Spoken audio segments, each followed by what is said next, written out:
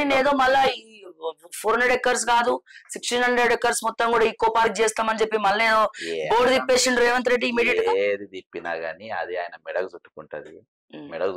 Real estate దుకాణం బంద్ చేయాలి. నీవు నిరుద్యోగుల గురించి ఆలోచించు, నౌకర్ల గురించి ఆలోచించు, పేదరిక నిర్మూలన గురించి ఆలోచించు. ఇవన్నీ వదిలేసి ఎకో పార్క్ డెవలప్ చేస్తా గాడి నువ్వు డెవలప్మెంట్ దుకాణమేనా పెట్టుకునేది? డెవలప్మెంట్ దుకాణం ఒక షాప్ కాదు కదా నువ్వు పెట్టుకున్నది. నువ్వు పెట్టుకున్న ప్రభుత్వం దేనికోసం, నీ ప్రభుత్వం వచ్చింది దేనికోసం ఆ పని చేయి. నువ్వు ఆ పని చేయి, ఆ దందాలు చేయి. ఇవాళ సెంట్రల్ యూనివర్సిటీ పెట్టుకుని పెద్ద తప్పు చేశారు. చేతులారా చేసుకుంటారు. 100% ఇది ఆయన కుర్చీగా ముప్పు అవుతుంది. దీంతో ముఖ్యమంత్రి పదవి దిగిపోయిన ఇంత మంది చెప్తున్నా వినకుండా ఎందుకు అట్లా మొండి పట్టు పడుతున్నారు? మిడ్ నైట్ పోయి డీర్ లోని మిడ్ నైట్ పోయి బుల్డోజ్ చేయడం 100 acres ఆల్రెడీ డామేజ్ అయిపోయింది, మొత్తం చెట్లను పడగొట్టేసారు. అండ్ ఏఐసిసికి తెలియకుండా ఎందుకు జరిగింది అంటారు? అంత సీక్రెట్ గా వాళ్ళకి కూడా చెప్పకూడదు. అన్ని ఏఐసిసికి చెప్పాలనేది ఏఐసిసి ఇక్కడ పక్కన పెడదాం. ఆపోజిషన్ పార్టీస్ ఏం చేస్తున్నాయి అని అడుగుతున్నాను నేను. ఆపోజిషన్ పార్టీ రోల్ ఎక్కడ ప్లే? ఒక్క మాట అనియారు కదా ఏఐసిసిని. సావ్య గారు ఏఐసిసి నేను ఎందుకు చెప్పాలి చెప్పు? ఏఐసిసికి ఏం సంబంధం చెప్పు? మరి ఇప్పుడు ఎందుకు వచ్చింది? All India Congress all India Congress కమిటీకి ఇప్పుడు ఏం సంబంధం చెప్పండి? ఇలా ఇక్కడ బీజేపీ ఏం చేస్తుంది అని అంటున్నా. కేసీఆర్ ఆపోజిషన్ రోలు, రూలింగ్ గవర్నమెంట్ రోల్ 2 రోడ్లు ఉంటది. కేంద్ర నరేంద్ర మోడీకి ఇక్కడ సంబంధం ఏమి ఉండదు. కేంద్ర హెచ్ఆర్డి మినిస్టర్ ఉంటది, వాళ్ళకి సంబంధాలు ఉంటాయి. ఏసీసీకి ఎట్లా సంబంధం ఇలా? ఏసీ సంబంధాలు ఉన్నాయంటే ఏసీసీ గురించి మాట్లాడదాం. నేను ప్రూఫ్ లేకుండా మాట్లాడ అందరి లెక్క గాలి, నేను ప్రూఫ్ ఉంటే మాట్లాడతాను. ఇలా ఆల్ ఇండియా కాంగ్రెస్ కమిటీ నేను కొంతమందికి మెసేజ్లు పెట్టుట్లా ఈ రోజు కొంచెం కదిలింది. మాదొక గ్రూప్ ఉన్నది. ఆ గ్రూప్ లో నేను కాదు మధ్యప్రదేశ్ వాళ్ళే ఫోటో పెట్టింది ఒకటి. దాని మీద ఇవాళ వీళ్ళు కదలికలు మొదలైంది. 100% ఢిల్లీ రాహుల్ గాంధీ టీము 100% దీన్ని అడ్డుకుంటదని చెప్పి ఇవాళ కాదు మీరు చెప్పిన, నేను 3 రోజుల కిందనే చెప్పిన. వీడియోలో ఇంచు కూడా అమ్మలేదని. ఇంత ఇన్వాల్వ్ అయిన మంత్రులు మొత్తం రేపు వచ్చే రోజుల్లో రాజకీయ భవిష్యత్తు లేకుండా పోతుంది. జాతీయ స్థాయిలో ప్రతి యూనివర్సిటీతోని భారత్ జోడో యాత్ర రాహుల్ గాంధీతో పాల్గొన్నారు. వాళ్ళందరూ కూడా దీన్ని వ్యతిరేకించారు. హైదరాబాద్ సెంట్రల్ యూనివర్సిటీ భూముల అమ్మకాన్ని అన్ని యూనివర్సిటీలు వ్యతిరేకించినాయి.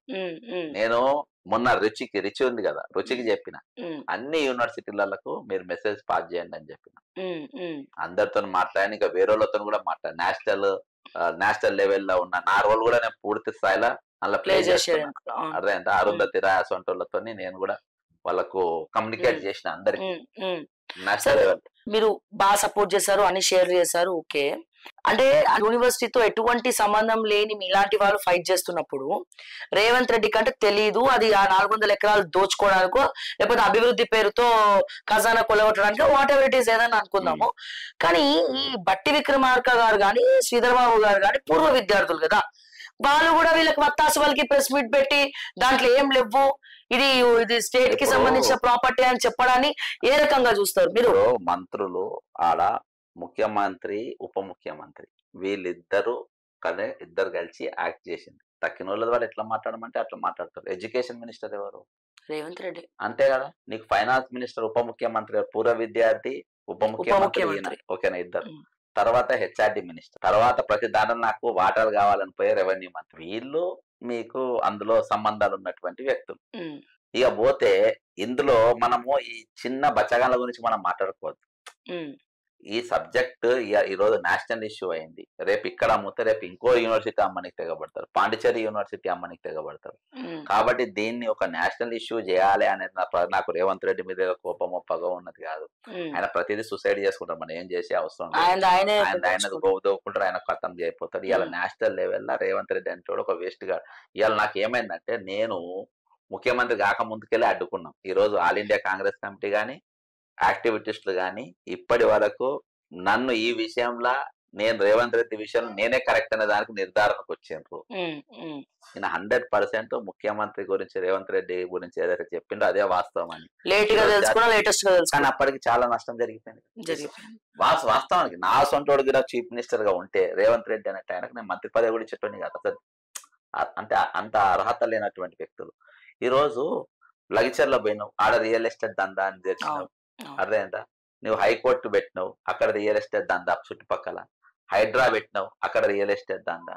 నీకు సెంట్రల్ యూనివర్సిటీ, అక్కడ రియల్ ఎస్టేట్ దందా. ప్రతి దగ్గర నీకు రియల్ ఎస్టేట్ దందా తప్ప ఈ రోజు చదువును చేయడం భూములు అమ్మడం ఏంది ఇది దుకాణం. కాబట్టి ఇటువంటి వాళ్ళు శెట్టి గారు, నేను నాకు రేవంత్ రెడ్డి మీద పగనో ఏదో కోపం ఉంది కాదు. రేవంత్ రెడ్డి అనేటైనా ముఖ్యమంత్రికి పనికిరాడు. ఉమ్, అసొంటోడు ముఖ్యమంత్రి ఉంటే తెలంగాణకు ఇది. అట్లా అని చెప్పి కేసీఆర్ పెద్ద గొప్పోడు ఇలా కాదు. ఇలా సిండికేట్ అందరు దొంగలే. ఉమ్, ఇలా తెలంగాణకు నాయకత్వం లేదు. ఉమ్, తెలంగాణ ముఖ్యమంత్రికి ఎవరికి అవకాశం వచ్చినా అమ్ముకునే పని మీదనే ఉన్నారు.